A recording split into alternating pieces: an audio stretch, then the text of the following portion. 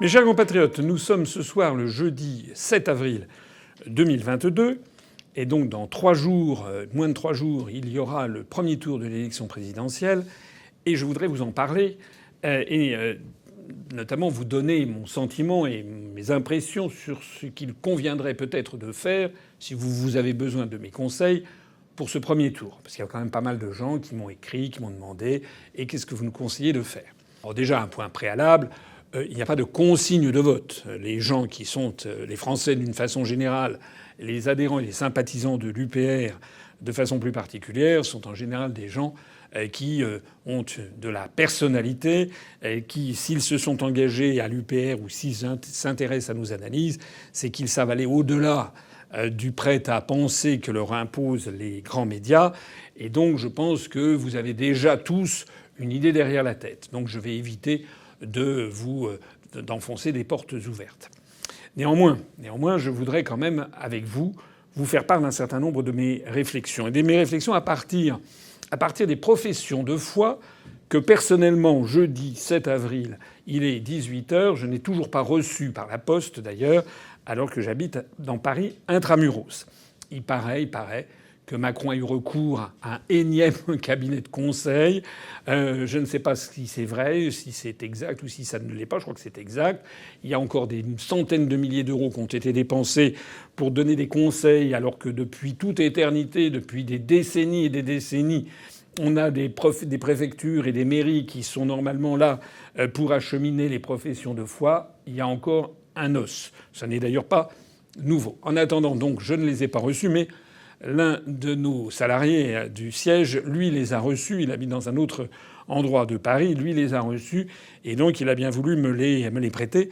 Et je voudrais les commenter avec vous pour nous faire une opinion. Parce que finalement, la profession de foi, il faut y porter attention. Pourquoi ? Parce que c'est la quintessence, quand même, de ce que le candidat et les équipes qui sont autour de lui ont voulu faire passer comme message. C'est très important. Ça en dit long, en fait, les professions de foi, mine de rien. Parce que vous pouvez voir notamment la capacité d'entrer dans le détail des candidats ou au contraire leur volonté de rester dans un grand flou. Et ça dépend aussi de la précision des mesures. Ça dépend également des non-dits. Ce qui est intéressant, c'est ce qui n'est pas dit. Alors, je vais essayer d'aller vite quand même.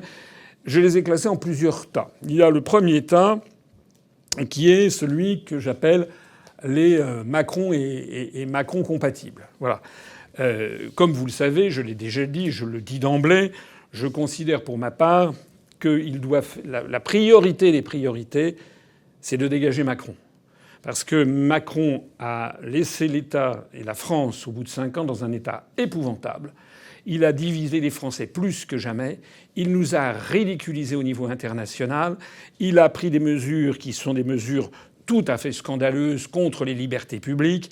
Il a éborgné les gens, mutilé à vie. Il a interdit en fait tout débat contradictoire. Il interdit encore les débats contradictoires en ce moment à la télévision et à la radio. Il se considère comme étant très supérieur à tout le monde. Il ne veut rendre aucun compte sur son bilan. Il a également imposé des mesures très antisociales avec la fermeture des lits d'hôpitaux, avec des mesures extrêmement draconiennes contre toute une série de professions, notamment à l'occasion de la Covid-19. Il a interdit les débats fondés, normaux qu'il devrait y avoir en démocratie sur la question de la vaccination ARNM. Il a pris des mesures de privatisation des services publics, etc., qui, comme vous le savez, tout ceci ne vient en fait que des instructions venant de Bruxelles, mais enfin, il n'a pas lambiné pour les mener. Et ce que je crains beaucoup, c'est qu'il continue dans son œuvre de destruction. Il a également tout fait pour détruire l'État. Il a voulu supprimer toutes les inspections, inspection des finances, inspection des affaires sociales, inspection de l'administration, enfin les inspections des ministères, pour ensuite avoir recours à des cabinets privés américains qui n'y connaissent rien, mais qui se font payer à prix d'or, et évidemment pour arroser les petits copains. Il a également décidé de la destruction du corps préfectoral, de la destruction du corps des conseillers des affaires étrangères au Quai d'Orsay. Il a voulu supprimer l'ENA pour avoir à la place un institut du service public. C'est un champ de ruines qu'il laisse dans le monde de l'administration. C'est un champ de ruines qu'il laisse dans les institutions, puisque les parlementaires ne jouent plus du tout leur rôle. Il y a d'ailleurs, c'est du jamais vu, il y a des dizaines de députés qui ont claqué la porte de son parti politique au cours des 5 ans où il était à la tête de l'État. Et il y a même un certain nombre de députés qui, en ce moment, des députés En Marche, qui ne veulent même pas se représenter tellement ils sont dégoûtés de ce qu'ils ont vu. Macron a traité les parlementaires comme des paillassons. D'ailleurs, c'est une particularité de Macron, c'est qu'il est faible et carpette avec les puissants du moment, que ce soit notamment l'oligarchie euro-atlantiste ou les Américains, mais en revanche, il est impitoyable avec les faibles. Il est donc le contraire exact de ce que souhaitent les Français comme chef d'État. Les Français, je l'ai dit dans ma conférence sur l'histoire de France, le chef d'État qu'ils attendent, c'est un chef d'État qui soit proche du peuple, qui les défende, qui les protège contre les puissants du moment. Macron a fait tout l'inverse. C'est la raison pour laquelle je pense qu'il faut vraiment tout faire, et quand je dis tout, c'est vraiment tout faire pour battre Macron. Et d'ailleurs, les sondages qui sont actuellement à l'œuvre et que l'on apprend tendent à montrer que, contrairement à ce que l'on pouvait penser il y a encore 6 semaines ou 2 mois, l'élection n'est pas du tout faite. Au contraire, on voit que Macron commencerait à être rejoint par d'autres candidats, 2 en particulier, Madame Le Pen et Jean-Luc Mélenchon. Alors, c'est la raison pour laquelle, personnellement, je vous déconseille formellement d'apporter votre suffrage à Macron. J'en ai quand même profité pour jeter un œil sur sa profession de foi. Je l'ai trouvée finalement assez mal fichue. Elle dit des choses qui sont d'ailleurs très étonnantes. Par exemple, il met à un moment égalité entre les femmes et les hommes. C'était la grande cause du quinquennat qui s'achève. Ce sera la grande cause du quinquennat qui vient. Alors ça veut dire quoi ça veut dire qu'en 5 ans, il n'a rien fait. Ou alors le bilan est modeste. Mais de toute façon, on n'a pas le droit de parler de bilan. Et donc il nous resserre le service pour de 5 ans de plus. Mais pourquoi ferait-il au cours des 5 ans qui viennent ce qu'il n'a pas fait au cours des 5 ans passés? Il continue en disant « Égalité, quelle que soit son origine, en mettant en place dans chaque grande entreprise une campagne dite de testing qui permettra de s'assurer que nul n'est défavorisé en fonction de sa couleur de peau ou de sa religion. » Pourquoi c'est un peu un détail, mais pourquoi est-ce qu'il met testing entre guillemets? Il ne peut pas trouver une expression française. Moi, une expression testing, je ne la connaissais pas. C'est vraiment assez minable, en fait. Il n'y a pas grand-chose dans ce document. On voit qu'évidemment, il parle de notre Europe, et voilà, que c'est formidable, une nation plus forte dans notre Europe. Bon, tout ça, c'est de la poudre aux yeux.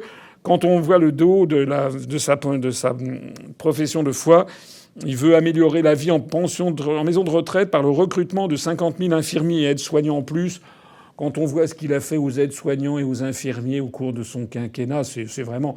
On se demande si c'est de la provocation, en fait. C'est vraiment pour provoquer la colère des gens qui lisent ce genre de documents. Quand il dit plus loin qu'il veut, pour lutter contre les discriminations, un testing, il remet ça sur le testing. Enfin, c'est quand même incroyable. Sur 3 malheureuses pages, on a l'impression que c'est une des seules idées qu'il a. Il parle également de garantir notre souveraineté avec une livraison d'ici à 2030. Mais 2030, ça sera 3 ans après la fin du quinquennat qui va commencer en 2022. Donc livraison d'ici à 2030 de 60 chasseurs Rafale supplémentaires, 5 nouveaux sous-marins nucléaires d'attaque et 1250 nouveaux véhicules blindés. Mais très bien, mais ça, c'est garantir notre souveraineté. Non, c'est des forces armées. C'est pour garantir qu'on ne va pas être attaqué, ou du moins mieux se protéger. Mais c'est pas comme ça qu'on garantit notre souveraineté. La souveraineté, on la garantit parce que c'est nous-mêmes qui prenons des décisions et qu'on n'est pas assujettis à des puissances extérieures, qu'ils soient les États-Unis ou l'Union européenne. Enfin bref, voilà. Au total, il n'y a quasiment rien sur l'Europe, si ce n'est des propos comme si l'affaire était entendue. Hein. En me faisant confiance, vous voterez pour une république et une nation plus forte dans notre Europe. Voilà. Il n'y a rien. En fait, il n'y a aucune analyse sur l'Europe et sur les blocages européens. Et puis, il met également, dans le dernier paragraphe, en me faisant confiance, au fond, c'est pour vous que vous voterez. J'ai appris de ces 5 ans à la tête du pays qu'il n'y avait d'ambition que collective, de réussite que coopérative. C'est pourquoi vous serez associés à chaque grande décision. là aussi, c'est vraiment se moquer du monde, en fait. Quand on voit que c'est un autocrate, un tyran, un dictateur qui a écrasé toute contestation, interdit tout bilan, qui a rendu le Parlement, comme je le disais tout à l'heure, au rang de marionnette, au point de dégoûter tout le monde, on voit ce que toutes ces promesses veulent dire, c'est-à-dire rien du tout. Je rappelle qu'il a changé, ça devait être à l'origine Emmanuel Macron avec vous.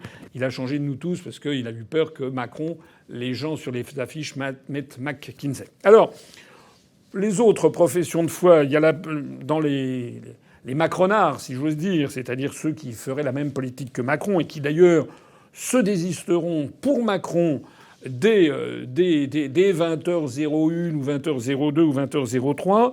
Vous avez Valérie Pécron. Valérie Pécron, c'est assez dingue en fait. D'abord, elle a un peu abusé, je pense. Les maquettistes ont un peu abusé peut-être de Photoshop. Deuxièmement, c'est du verbiage. Ce sont des vœux pieux. Je rendrai la France plus forte. Je vous protégerai. Tout ça, c'est je ferai en sorte qu'il fasse beau. Grâce à moi, vous serez heureux tout le temps, etc. Demain, je rase gratis. Mais il n'y a aucune mesure très concrète, sauf à la dernière page où il y a 25 mesures qui sont édictées. Il n'y a rien ou à peu près rien sur la question de l'Europe. Rien du tout. Si ce n'est que comme Macron, au détour d'une phrase, je veux une France puissante dans une Europe machin. Il n'y a rien sur les blocages européens. Il n'y a pas grand-chose sur les questions internationales d'ailleurs. Enfin bref, aucun intérêt en définitive. Toujours parmi les 20h02, vous avez M. Jadot, qui a cette profession de foi avec marqué faire face, alors que justement il ne nous fait pas face, il regarde de travers, il regarde de côté. Alors je note que lui, comme les deux prédécesseurs, parle pratiquement pas de l'Europe. Ça reste des choses très très discrètes. Voilà. Il fait en gros comme s'il n'y avait pas de problème. Et puis aussi, il ne parle pas du RIC, pas plus évidemment que Macron et que Valérie Pécresse. Donc toutes ces personnes-là ne vous proposent rien sur la question européenne. Ils font comme s'il n'y avait pas de problème. Ils font comme si ça n'était pas la Commission européenne et la Banque centrale européenne qui décidaient de tout. Donc ils vous prennent pour des abrutis. Et en plus, bien sûr, ils vous interdiront de donner votre parole, de vous donner la parole, puisqu'ils refusent le RIC. Et puis, dans ce petit groupe, j'ajoute Anne Hidalgo. J'avoue, j'étais un peu surpris parce que je m'attendais au pire et finalement j'ai trouvé que c'était, sauf que la police, j'aime pas du tout, mais ça, c'est un peu un détail. Mais j'ai trouvé que finalement, il y avait quand même toute une série de mesures assez précises qui étaient mises. J'ai trouvé que c'était plutôt pas mal. C'était pas trop des paroles creuses. Et j'ai noté d'ailleurs qu'elle est la seule des quatre à proposer le référendum d'initiative citoyenne. J'instaurerai le référendum d'initiative citoyenne. Voilà. Mais à part ça, sur l'Europe, elle mettra toute son énergie à renforcer l'Europe. Voilà. Elle est européenne de toujours. Et puis voilà. Voilà. Elle veut agir pour une politique européenne plus juste économique et socialement. Moi, je rêverais d'un candidat qui dise qu'il est pour une politique européenne moins juste économiquement et désastreuse socialement. Ça serait pourtant beaucoup plus proche de la réalité. Elle veut bâtir une réelle défense européenne, comme si ça faisait pas une trentaine d'années que tout le monde s'y casse les dents. Elle veut doter l'Europe d'une politique migratoire plus humaine en renforçant la solidarité et la coopération entre les États membres. Et puis, voilà, elle veut... Donc elle postule pour autrui. Elle dit, voilà, je veux que l'Europe soit plus ceci, soit plus cela. On connaît, ça fait 60 ans qu'on nous fait le coup. Voilà. Donc moi, si j'ai un conseil à vous donner, ni Macron, ni Pécron, ni Jacron, ni Hidalgo. Voilà, c'est clair et net. Donc surtout pas, parce que ces personnes-là, les trois suivants, se désisteront pour Macron au deuxième tour, si Macron est qualifié pour le deuxième tour. Bien là, après, on en vient à ce que l'on appelle des petits candidats. Alors là, j'ai eu des surprises en regardant les professions de foi des petits candidats. Petits candidats, c'est-à-dire ceux qui sont aujourd'hui où je vous parle, donnés à moins de 9% des suffrages. Et parmi ceux que, alors j'aurais pu mettre Madame Pécresse qui est donnée à 8,5, mais elle fait partie de la sphère Macron, alors que les petits candidats sont des gens qui ont pris quand même leur distance. Alors ma première surprise concerne deux professions de foi. C'est celle de Éric Zemmour et c'est celle de Nathalie Arthaud. Et pourquoi ces surprises ? C'est parce que j'ai eu beau regarder la profession de foi de M. Zemmour absolument partout, la relire 15 fois, je suis tombé ahuri de voir qu'il n'y ait à aucun moment question de l'Europe. C'est quand même... Plus exactement, il y en a... L'adjectif est quand même utilisé à un moment, c'est quand il dit en page 4 qu'il supprimera les aides sociales aux étrangers extra-européens. D'ailleurs, on ne sait pas très bien si ça signifie aux étrangers qui ne sont pas ressortissants d'un pays de l'Union européenne, ou bien est-ce que dans le mot européen, il n'y a pas une connotation plutôt du style chrétien blanc ? Voilà, c'est-à-dire par exemple vis-à-vis des réfugiés ukrainiens, qu'est-ce qu'il fait ? Je n'en sais rien. Voilà. Mais à part ça, il n'y a pas un mot sur la question européenne, sur le pouvoir de la Commission européenne, sur les traités européens, sur la Banque centrale européenne, sur l'euro, enfin les choses les plus fondamentales, ce qui distingue la France de toutes les périodes antérieures, c'est-à-dire le fait que les Français n'ont plus le pouvoir. Le vrai pouvoir est à Bruxelles, à la Commission, à Francfort pour la Commission européenne et à Washington pour l'OTAN. Et d'ailleurs, il n'est pas question non plus de l'OTAN. Voilà. Alors ça, j'ai trouvé quand même que c'était assez fort de café. Alors l'islam, l'immigration, il en est question 10 fois, ce qui est quand même un peu beaucoup pour une profession de foi. Surtout qu'on a quand même compris quel était son positionnement politique. Mais là, j'avoue que, en fait, les bras m'en tombent. Voilà. D'autant plus que la quasi-totalité des mesures qu'il propose sont incompatibles avec, justement, notre appartenance à l'Union européenne ou aussi à la Cour européenne des droits de l'homme. Je pensais quand même qu'il y mettrait un mot. Et bien, alors, deuxième surprise dans la profession de foi de M. Zemmour, c'est qu'il n'y a pas un mot sur le RIC. Donc il semble qu'il ne propose pas le référendum d'initiative citoyenne. Voilà, donc je le signale parce que j'avais cru comprendre quand même que c'était quelque chose qui l'intéressait. Ben non. Alors, autre surprise, eh ben, c'est la profession de foi de Madame Nathalie Arthaud, que j'ai trouvé plutôt pas terrible en fait, hein, qui est très qui ressasse toujours les mêmes histoires, sans qu'il y ait des mesures très précises qui soient annoncées. Et puis alors surtout, ce que j'ai découvert là-dedans, c'est que c'est exactement comme la profession de foi d'Éric Zemmour, en fait. La profession de foi de Mme Arthaud a les mêmes particularités que celle d'Éric Zemmour. Il n'y est pas question du référendum d'initiative citoyenne et il n'y est pas question non plus des questions européennes, des traités européens, de la Commission européenne, de la Banque centrale. Il n'y est question de rien. Pour un parti qui se veut d'opposition, c'était quand même... Alors un petit point quand même un petit point que j'ai trouvé plutôt positif, c'est qu'elle précise, et elle n'est pas sans courage de le dire, parce que ça c'est vrai, à mon avis en tout cas, elle met « La guerre en Ukraine est venue brutalement rappeler que les rivalités économiques et politiques peuvent dégénérer à tout moment. C'est un fait. C'est Poutine qui a déclenché cette guerre fratricide, dit-elle, et elle a raison. Mais les États-Unis et leurs alliés au sein de l'OTAN portent une responsabilité écrasante. » Et c'est la seule profession de foi où j'ai vu ça. Et là, je le dis, pour une fois, pour le coup, elle a raison. Ils n'ont cessé d'augmenter leur pression militaire sur la Russie. En Ukraine aujourd'hui, comme en Irak ou en Afghanistan hier, ils ont le même mépris que le dictateur Poutine pour la vie des populations prises en étau dans un conflit qui les dépasse. Voilà. Mais bon, ça, c'est une analyse que je trouve plutôt bonne dans le cadre d'une profession de foi. Mais il n'y est pas question de sortir de l'Europe, de l'Union européenne, de sortir de l'OTAN. Pas plus que chez Zemmour. Donc en fait, je trouve que ces deux petits candidats, enfin Zemmour est quand même donné aux alentours de 9%, Madame Arthaud aux alentours de 0,5%, mais ils m'ont surpris. Je pensais qu'ils seraient quand même plus précis. Enfin, je pensais qu'ils en parleraient. Il y a d'autres professions de foi avec d'autres petits candidats que j'ai regardés avec intérêt. Pour tout dire, j'ai trouvé une certaine sympathie pour la profession de foi de Jean Lassalle. Ça m'a surpris parce que Jean Lassalle il se déclare pour le RIC. C'est une profession de foi qui est assez précise, avec des mesures très précises. Donc en page 2, il met instauration du RIC, reconnaissance du vote blanc comme suffrage exprimé, référendum sur le maintien du quinquennat ou le retour au septennat. Je trouve que honnêtement, ce sont des mesures de bonne loi. Je trouve que c'est pas mal. Et puis en page 4, alors là, il a fait un dégagement que j'ai trouvé franchement pas mal. Il écrit je défends une France souveraine en Europe et dans le monde. La construction européenne est allée trop loin. Maastricht, qui l'emporta d'un souffle, et la monnaie commune ont sapé les bases de la souveraineté nationale. C'est vrai. Je défends une Europe des nations plus respectueuse de la souveraineté de ses membres.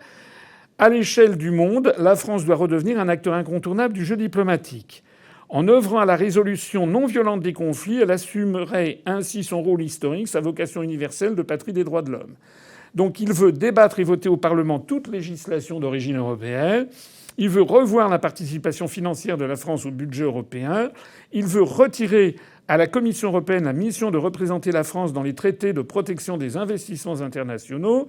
Il veut préparer notre désengagement de l'OTAN. Il veut soumettre l'engagement ou le retrait des forces françaises à un vote du Parlement ou à un référendum. Il veut permettre au Parlement de contrôler nos ventes d'armes à l'étranger. Tout ça, ce sont des choses que je trouve de bonne loi. En réalité, j'ai été assez surpris par cette profession de foi de Jean Lassalle, du moins sur ce passage, parce que de toutes les professions de foi que j'ai vues, c'est finalement... Alors, il ne veut pas quitter l'Union européenne, bien entendu, malheureusement. Il ne parle pas, il n'y a pas un mot sur l'euro, enfin à peine un mot sur l'euro, mais il dit des choses quand même très précises. Et il propose des solutions qui sont incompatibles en fait avec les traités européens, mais au moins qui ont le mérite d'être formulées. Et j'ai trouvé que finalement c'était une profession de foi qui était peut-être la plus énergique sur les questions européennes. Voilà. Énergique également, c'est la profession de foi de Poutou. Poutou qui, alors lui, n'y va pas par quatre chemins sur les questions européennes, c'est-à-dire les questions, comme vous le savez, les plus fondamentales, puisqu'il écrit refus de toute armée européenne, entre guillemets, sortie de l'OTAN, fin de la France-Afrique, rupture avec les traités européens antidémocratiques. Ah, au moins, c'est clair et net. Voilà. Alors cela étant, Poutou n'est pas vraiment ma tasse de thé, parce que par ailleurs, il n'y a pas un mot sur le RIC. Il semble que Poutou ait expliqué sur son site qu'il est contre le RIC, parce qu'il voudrait bien que les gens votent, mais que dans le sens qu'ils souhaitent. Et donc, si, par exemple, il y avait un RIC sur des questions migratoires, par exemple, qui ne lui conviennent pas, il veut pas de RIC. Donc c'est une démocratie tout à fait limitée. Je vois également qu'il précise le droit à l'autodétermination pour tous les peuples, y compris dans les territoires français. Donc, en fait, il se fait le porte-parole implicite non seulement des indépendantistes en Nouvelle-Calédonie ou dans tel ou tel département d'outre-mer, mais il ne parle pas de l'outre-mer, il parle des territoires français. C'est-à-dire qu'en fait, ça soutient les indépendantistes en Corse, ceux qui veulent être rattachés à la Catalogne indépendante dans les Pyrénées-Orientales, les indépendantistes alsaciens, les indépendantistes bretons. Donc on voit qu'en fait, il est en faveur du démantèlement de la République. Donc les questions européennes et les questions de l'OTAN ne sont pas tout, parce que M. Poutou, lui, il est par ailleurs, il est en fait un peu contre tout et contre la France. Alors, parmi les petits candidats, j'ai vu également la profession de foi de Nicolas Dupont-Aignan. Et là, à vrai dire, alors lui, il propose le RIC, comme Madame Hidalgo, comme Monsieur Poutou. Mais alors j'avoue quand même que les bras m'en sont tombés parce que j'avais cru comprendre. J'ai eu des gens qui m'ont dit il faudrait que vous appeliez à voter pour Monsieur Dupont-Aignan. Il a fait alliance avec Monsieur Philippot. Il propose un référendum sur la sortie de l'Union européenne, etc. Mais c'est pas du tout ça. Qu'est-ce que je lis dans la profession de foi? Je lis libérons-nous de la Commission européenne. Ça ne veut rien dire. Maîtrisons nos lois et notre budget. Bon, c'est gentil, c'est un vœu pieux. Mais qu'est-ce qu'il écrit précisément? Il écrit référendum. Alors c'est là où j'ai cru qu'il allait y avoir référendum pour le Frexit. Mais non, pas du tout. Référendum pour remplacer l'Union européenne par une communauté des nations libres et des projets à la carte. Donc ça serait plus l'UE, ça serait la CNLPC, si j'ai bien compris, avec entre parenthèses supériorité du droit français sur le droit communautaire. Ben enfin, il nous l'a fait à l'envers, là. C'est pas du tout un référendum pour sortir de l'Union européenne, c'est un référendum pour changer l'Europe, en fait. Il propose un nouveau projet qui est la communauté des nations libres et des projets à la carte, ce que d'autres appellent l'Europe des nations, etc. Mais un référendum qui portera sur quel projet? Un projet qui aura été débattu avec les 26 autres pays. Il faut l'unanimité, comme vous le savez. Donc en fait, eh bien, c'est un référendum qui débouchera sur rien du tout. J'ajoute que, comme vous le savez, si vous avez bien suivi tout ce que j'ai pu dire, il faut d'abord modifier la Constitution française pour sortir de l'Union européenne. L'article 50 nécessite que ce soit fait conformément aux règles constitutionnelles. Et donc un référendum doit passer d'abord pour nettoyer la Constitution française des articles 88 qui ont été introduits sous la présidence Sarkozy pour essayer de rendre plus difficile la sortie de l'Union européenne. Donc voilà. Donc en fait, eh bien, c'est d'ailleurs tout ce qui est dit. Monsieur Dupont-Aignan propose quand même la sortie du commandement militaire intégré de l'OTAN. Mais la sortie du commandement militaire intégré de l'OTAN, c'est pas la sortie de l'OTAN. La sortie de l'OTAN, moi, je vois que monsieur Lassalle met préparer notre désengagement de l'OTAN. Ce qui d'ailleurs ne veut pas dire non plus grand-chose, parce que préparer notre désengagement de l'OTAN, pourquoi pas se désengager de l'OTAN?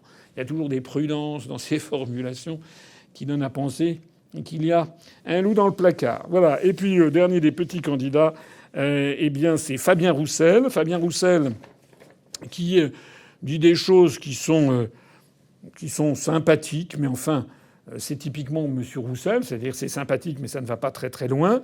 Il propose un traité de sécurité collective entre tous les pays d'Europe. Ça, je suis d'accord, d'ailleurs, c'est en dehors de la question européenne. C'est d'ailleurs ce que souhaitait Vladimir Poutine.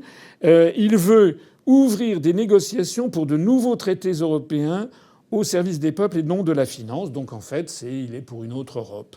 Voilà, il est pour une autre Europe, comme M. Dupont-Aignan. Sauf que lui, il dit pas je vais faire un référendum pour transformer l'Union européenne en une Union européenne au service des peuples et non de la finance. Il dit simplement qu'il veut renégocier les traités européens. Il sait bien sûr que ça n'aura pas lieu. Et puis, il propose aussi un pacte européen pour le climat, l'emploi et l'urgence sociale de 900 milliards d'euros par an. Ça veut dire, si je comprends bien, eh bien qu'il pense que les autres pays d'Europe vont cracher au bassinet et qu'on va être bénéficiaire. Ça veut dire qu'il n'a pas dû très bien comprendre les circuits financiers. Voilà. Bon. Vous faites ce que vous voulez. Là-dedans, voilà. Ce que je sais en tout cas, c'est que M. Roussel, comme M. Poutou, ne propose pas le RIC. Que M. Dupont-Aignan, comme M. Lassalle, propose le RIC. Que celui qui est le plus déterminé sur les traités européens, c'est M. Poutou, mais il propose par ailleurs des choses qui sont totalement inacceptables, en tout cas à mon sens, pour la France. Et Jean Lassalle, lui, est plus précis dans ce qu'il veut faire. Voilà. Et puis on en arrive aux deux derniers dont je n'ai pas parlé, qui sont la profession de foi de Madame Le Pen et la profession de foi de M. Mélenchon. Alors pourquoi ces deux-là, je termine par ces deux-là, parce que si j'ai bien compris les sondages, alors les sondages, on va dire, les sondages, ce n'est que des sondages, mais enfin quand même, maintenant il y a quand même énormément de sondages de nombreux instituts divers et variés et qui vont tous dans le même sens. Or, je me suis renseigné, j'ai regardé les élections présidentielles des antérieures. À 3 jours du premier tour, en règle générale, les sondages ont été validés à 2-3 points près. Alors parfois, s'il y a deux candidats qui sont vraiment très proches l'un de l'autre, il peut se produire quelque chose qui n'était pas prévu. Par exemple, en 2002, le fait que Jean-Marie Le Pen passe devant Monsieur Jospin n'était pas prévu et les instituts ne l'avaient pas prévu, mais ils étaient quand même très voisins et dans une marge d'erreur quand même qui englobait la possibilité que ça change. Au moment où je parle, les sondages pour M. Macron sont en baisse rapide et lui donnent entre 25 et 27 %. comme s'il allait en fait retrouver le niveau de 24% qui était celui qu'il avait obtenu au premier tour de 2017. À mon avis, d'ailleurs, ce score de 2017 est plutôt un plafond pour lui qu'un plancher. Et puis Madame Le Pen, qui elle bénéficie d'une très forte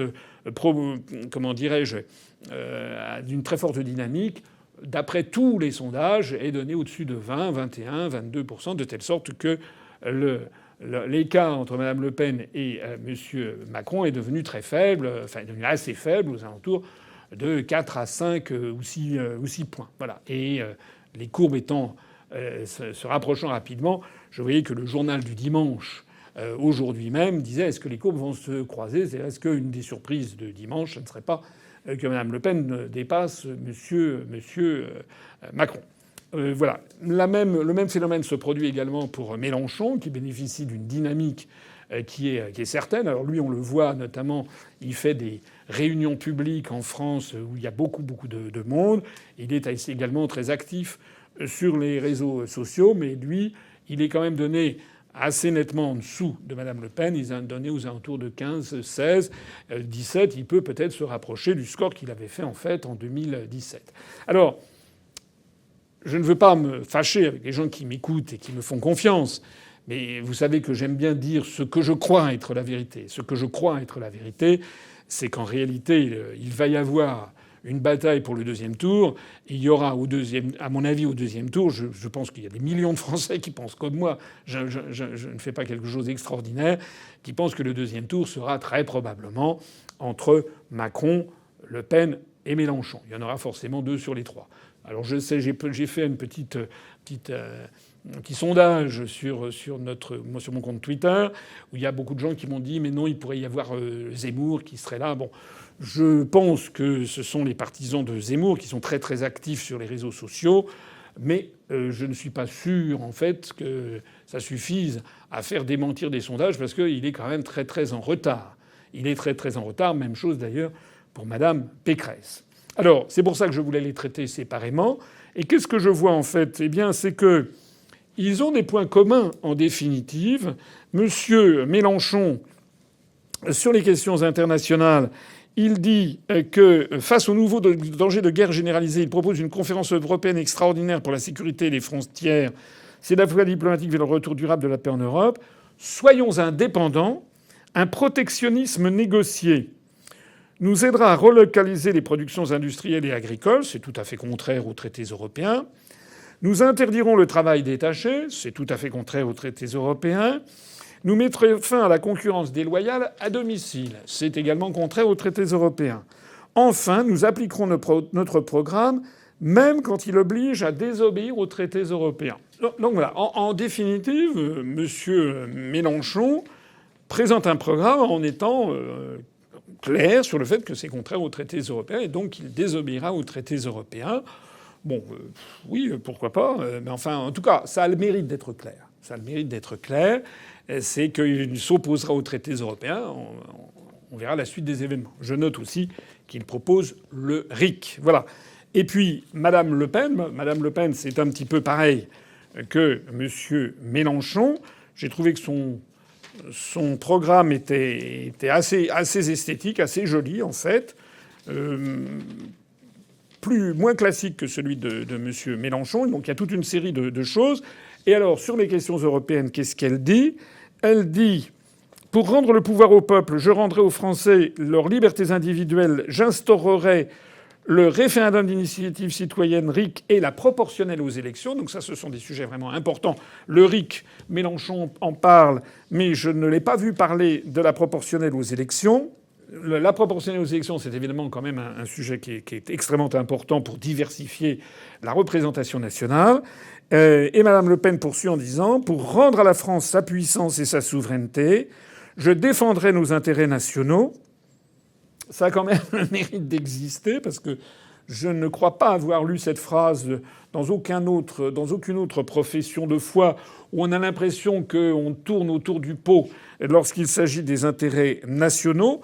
J'investirai dans notre outil de défense et je mènerai une diplomatie indépendante. C'est le même adjectif que pour Mélenchon. Je bâtirai une Europe des nations libres et des projets concrets. Donc, en fait, elle fait un peu comme M. Dupont-Aignan ou comme M. Mélenchon ou comme M. Lassalle, c'est-à-dire elle part du principe en fait que les traités européens, eh bien, elle s'en moque, elle fait comme si ça n'existait pas. Au service de la paix, je referai de la France une puissance d'équilibre entre les grands blocs. Voilà. Tous ces objectifs, d'ailleurs, que personnellement je partage à 100%. Voilà. Alors, ça veut dire que sur ces deux candidats qui pourraient être au deuxième tour, en fait, ils ont une posture qui est assez voisine sur ces questions européennes et sur les questions de démocratie, puisqu'ils proposent l'un et l'autre le RIC, ce que ne propose pas Macron, ce que ne propose pas Pécresse, ce que ne proposent pas tous les crons. Par ailleurs, Mme Le Pen propose la proportionnelle. Par ailleurs, Mme Le Pen et M. Mélenchon proposent d'avancer, de prendre des décisions, et finalement sans tenir compte des traités européens. Ce qui signifie d'ailleurs que dans un cas comme dans l'autre, si M. Mélenchon ou Mme Le Pen étaient élus, eh bien, ils se heurteraient certainement à des gros problèmes vis-à-vis de la construction européenne. Mais à la limite, je pense qu'il va falloir en arriver là. Voilà. Alors maintenant que je vous ai dit tout ça, qu'est-ce que je ferai personnellement ? Personnellement, je vous ai dit que je ne voulais voter surtout pas pour Macron ni pour les gens qui vont se désister pour lui. Donc déjà les premiers. S'agissant des petits candidats, je vous ai montré leurs qualités et leurs défauts. Moi, j'ai été assez déçu, puisqu'il n'y en a aucun, en fait, qui propose ce que moi, j'aurais proposé, c'est-à-dire la sortie de l'Union européenne. Ou peut-être un référendum, pour adoucir un petit peu le message, un référendum sur la sortie de l'Union européenne et la sortie de l'euro. Voilà. Personne ne l'a proposé, j'imagine, parce qu'il y a dû y avoir des conciliabules qui ont dû dire « Ouh là là, ça va faire peur, ça va faire peur. Il ne faut pas dire ça, il faut être plus esquivé davantage. » Alors, en d'autres termes, eh bien, je n'ai pas... c'est d'ailleurs sans doute pour ça qu'on m'a empêché d'avoir les parrainages. Il n'y a aucun des 12 candidats qui présente le programme que moi, je voulais présenter, et que j'ai d'ailleurs déjà présenté. Donc dans ces conditions, quel est le conseil que je peux vous donner ? Je peux vous donner, à mon avis, le conseil de battre Macron.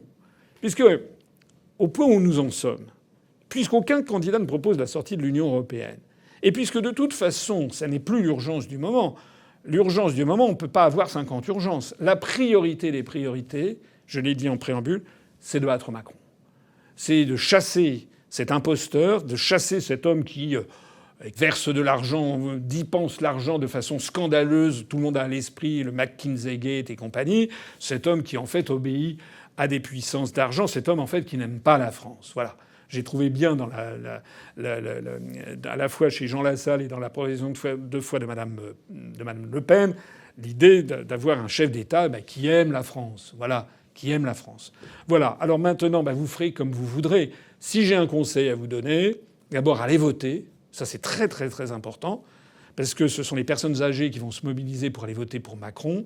Et donc, il faut notamment les jeunes générations, si elles ne peuvent plus voir Macron en peinture, il faut absolument qu'ils aillent voter. Ça, c'est le premier point. Le deuxième point, c'est que je pense, en mon âme et conscience, qu'il faut voter pour un des candidats qui peut être au deuxième tour.